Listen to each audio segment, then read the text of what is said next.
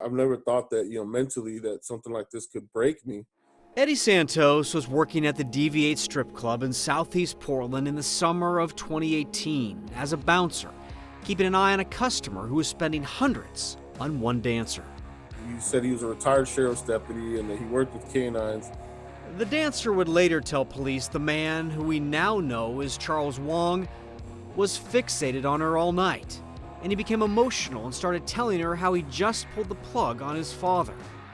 Around 2 a.m, Wong was escorted out of the building, and when he reached his car, Eddie says Wong pulled a gun from a bag, but Eddie calmed him down. And he grabs the gun again, and that's when he's like, I just want you to know this is how easily I could kill the both of you. And he points it at me, and he clicks it. I mean, he dry fires a gun at me. That click will never leave my head. Like, I've had nightmares about that click. Eddie says he took the gun away and again calmed Wong down. But it didn't last long, and the manager called 911. So I'm outside dealing with him, and he's just swinging these knives at me. And so I grab one of his wrists, and I grab another wrist, and I'm just like, look, dude, just calm down. Like, hey, this isn't you. It's like you were a sheriff's deputy, you protect people. Portland police showed up and surrounded the club. The report says Wong appeared intoxicated, and Wong continued to ignore commands and began walking towards our vehicles. We commanded him to stop and go to the ground. He began saying he did not have anything on him and proceeded to place his hand inside his left pocket and pulled out a badge, wallet. He tossed the badge on the ground. Around 2:30 a.m, Wong surrendered. We thought we wouldn't see this guy again. But 2 days later, Eddie says Wong came back. I'm just looking at him like, this dude's crazy. He has the same gun on his side. I mean, how is this possible?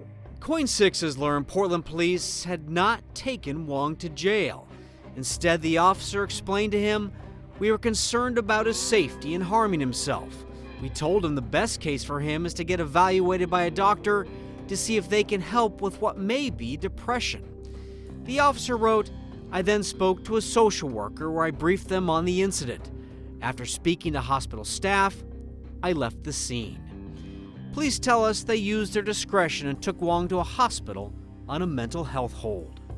He believes that this is a case of police officers covering up for someone who police officers thought was another law enforcement officer. Okay.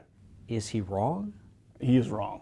He's wrong. There's no evidence that suggests this man was in law enforcement in any way. There was a badge that he had, and that badge said something about deputy chief of rehab or something like that. The officers decided that what was best for him that night was to get him to the hospital. Medical privacy laws make cases like this hard to track. But once police decide to take somebody to a hospital instead of jail, their fate shifts to the judgment of doctors and social workers, whether they have a mental disorder and face a danger to themselves or others.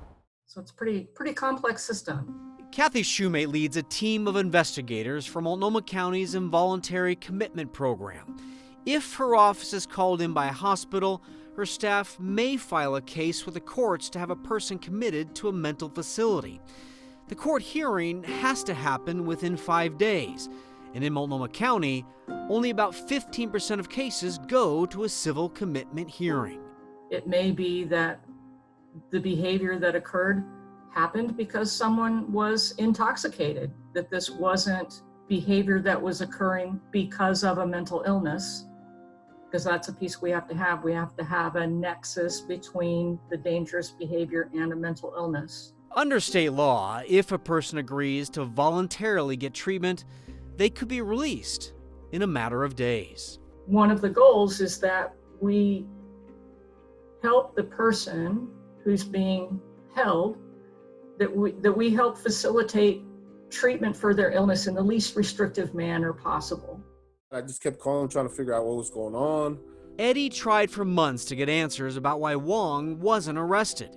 He complained to Portland's Independent Police Review, which found the officer's actions appeared to be within policy.